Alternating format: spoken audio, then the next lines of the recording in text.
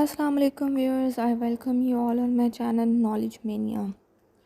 Before proceeding towards the video, I request you all to please subscribe to this channel and do like the video if you find it to be worthy to be liked. Moreover, if you have any suggestions or any idea about this channel or about anything, please do tell me in the comment section. So without wasting a bit of time, let's begin towards the video.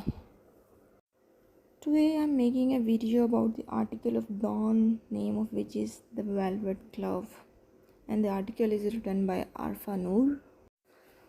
Okay, सबसे पहले ये discuss कर लेते हैं what is meant by velvet glove.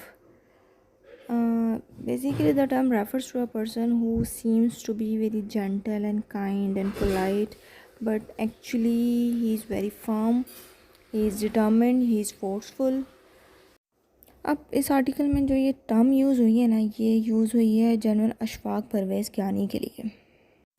Article یہاں سے start ہوتا ہے کہ جہاں پہ ہم یہ جرنلسٹ ہے عارفہ نور یہ بتاتی ہیں کہ ایک 2006 اور ایک 2007 کا بھی ٹائم تھا جو indeed it was a very challenging time. Musharraf کا ایرا ختم ہو رہا تھا، اشفاق پرویز کیانی کا ایرا سٹارٹ ہو رہا تھا. It was very challenging indeed. But how he actually tackled the situation, how actually tackled the scenarios, how he maintained the integrity of his institution, his personal integrity is something to be praised for. اب یہ وہ time تھا جب ایک military dictator جا رہا تھا، اور یہ وہ ڈکٹیٹر جا رہا تھا جس کی وجہ سے ملٹری اور سول سوسائٹی میں اتنا امبیلنس کریٹ ہو چکا تھا کہ وہ نیکسٹ چیف جو بھی آنا تھا اس کے لیے بہت ہی چیلنجنگ کام تھا کہ اس نے اس بیلنس کو کس طرح مینٹین رکھنا ہے، اس نے عوام کا کانفیڈنس کس طرح دوبارہ سے بلڈ کرنا ہے ملٹری انسٹیٹیوشنز میں. But general Ashfaq Parvez Kayani did it very well.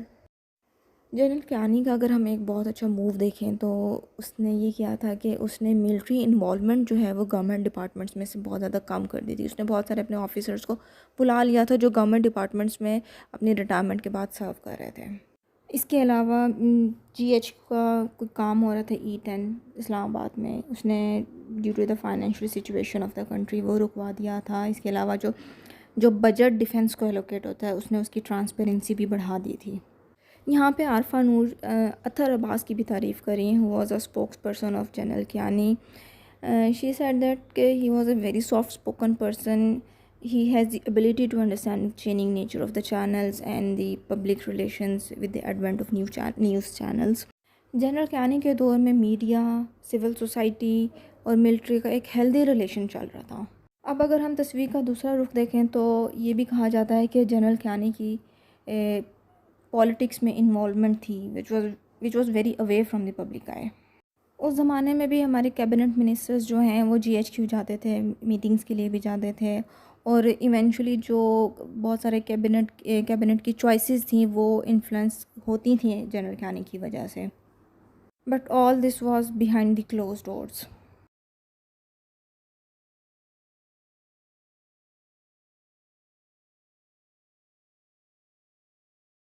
اس کے علاوہ 2009 میں جو اعتزاز احسن کی لانگ مارچ تھی اس کو رکوانے میں بھی جنرل کیانی کا ہی ہاتھ تھا. ایسا نہیں ہے کہ اس ٹائم میں کوئی چیلنجز نہیں تھے، کوئی مشکلات نہیں تھی. کیری لوگر بل اسی ایرا میں آیا تھا، میمو گیٹ اسکینڈل اسی ایرا میں آیا تھا، لیکن اس ٹائم بھی پبلک ریلیشنز اور ملٹری کے ریلیشنز اتنے زیادہ ڈس فنکشنل نہیں تھے جو اب موجودہ حالات میں ہیں. اس کے علاوہ جو وہاں کی اس ٹائم کی حکومت تھی وہ بھی اتنی پاور لیس نہیں تھی جو ہماری آج کی حکومت ہے. میں آپ کو کیری لوگر بل اور میمو گیٹ اسکینڈل کے بارے میں تھوڑا سا بریف کرتی چلوں. کیری لوگر بل جو ہے وہ 2009 میں آیا تھا، اور اگر میں آپ کو اس کا بیک گراؤنڈ بتاتی چلوں تو وہ یہ تھا کہ پاکستان اور US کے جو تعلقات تھے وہ بہت زیادہ بیٹر ہوئے ہوئے. Due to Afghanistan both sides were blaming each and other for the situation in Afghanistan. Kerry Lugar bill جو ہے وہ secretary of the state Hillary Clinton نے ریکمینڈ کیا تھا، جس کے تحت 1.5 بلین US ایڈ کی امداد پاکستان کو ملنی تھی for the period of 5 years. Basically the main purpose of the bill was to enhance the relations, to maintain a good image of the US in the citizens of Pakistan, in the minds of the citizens of the Pakistan. ہمارے experts یہ کہتے ہیں کہ basically بل کو present اس طریقے سے کیا گیا تھا کہ اس کا مقصد یہ ہے پاکستان کی اکنامک ڈاؤن فال کو اپ لفٹ کرنا، لیکن اس کا جو کنکلوژن تھا وہ یہ نکلا تھا کہ اس کی وجہ سے ہمارے ملٹری اور پبلک ریلیشنز میں بہت زیادہ ڈیفیسٹ کریٹ ہو گیا تھا. اس میں کچھ ٹیررزم کنٹرول کرنے کی بھی ڈیمانڈ تھی، جیسے آرگنائزیشنز ہے جیش محمد، لشکر طیبہ، ان سب کے اگینسٹ بھی کریک ڈاؤن تھا. الٹیمیٹلی ہوا یہ کہ نومبر 2010 میں اوباما نے انڈیا وزٹ کیا اور وہ پاکستان نہیں آئے، جس کی وجہ سے پاکستان اور یو ایس کے ریلیشنز دوبارہ انڈیفرنٹ ہو گئے، کیونکہ پاکستانی عوام میں یہ تاثر کیا کہ U S was not very sincere about the dispute of Kashmir. اب میں آپ کو میمو گیٹ اسکینڈل کے بارے میں بتاتی چلوں.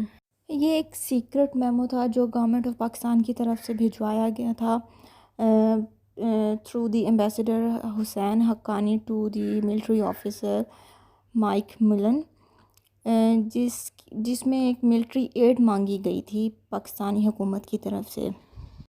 ہوا یہ تھا کہ مئی 2011 میں جب یو ایس اے نے ملٹری ایڈ کر کے پاکستان میں اسامہ بن لادن کو مار دیا تھا، تو اس کی وجہ سے ایک ڈومیسٹک ٹرموائل کریٹ ہو چکا تھا between the government and the military institutions. کہا یہ جاتا ہے کہ جنرل کیانی پہ یہ الزام تھا کہ کیانی نے ایک پلاٹ کیا تھا گورنمنٹ کو گرانے کا after the assassination of Osama bin Laden. حکومت پاکستان جو ہے وہ یو ایس اے سے مدد مانگ رہی تھی کہ ہماری حکومت کو بچوا لو، اور یہ اسکینڈل حسین حقانی کی ریزگنیشن کے ساتھ ختم ہو گیا. 8 سال کے دور حکومت میں بہت سارے اپس اینڈ ڈاؤنس ہیں، but general Kayani as the guardian of the society and state enjoys full support of the public. یہ سب جنرل کیانی کے کچھ ریشنل ڈیسیژنز کی وجہ سے ہوا، جس کی وجہ سے عوام کا ملٹری اداروں کی طرف ٹرسٹ دوبارہ ڈیولپ ہو گیا. کچھ ملٹری آپریشنز کو اور کچھ وائلنس جو بلوچستان اور خیبر پختونخوا میں ہوا تھا اس کو کرٹیسائز کیا جا سکتا ہے، but over all the public was very satisfied with him and with the reputation of army. اس کے بعد جتنے بھی سکسیسرز آئے ان کا طرز عمل یہ تھا کہ میڈیا پہ بیٹھ کے پولیٹیکل کامنٹس کیے جاتے تھے، جس کی وجہ سے پولیٹیکل انوالومنٹ جو ہے وہ آبویسلی شو ہوتی تھی. 2018 تک حالات یہاں جا چکے تھے کہ پولیٹیکل انوالومنٹ جو ہے اداروں کی، انسٹیٹیوشنز کی، آرمی کی، وہ بچے کو آبویس ہو چکی تھی. تو کہنے کا مقصد تو یہ ہے کہ آرمی کی، اداروں کی انوالومنٹ گورنمنٹ میں، پولیٹکس میں ہمیشہ صحیح رہی ہے، شروع سے ہی رہی ہے، اور انہوں نے بہت ساری پولیٹیکل ڈیسیژنز کو انفلوئنس کیا ہے.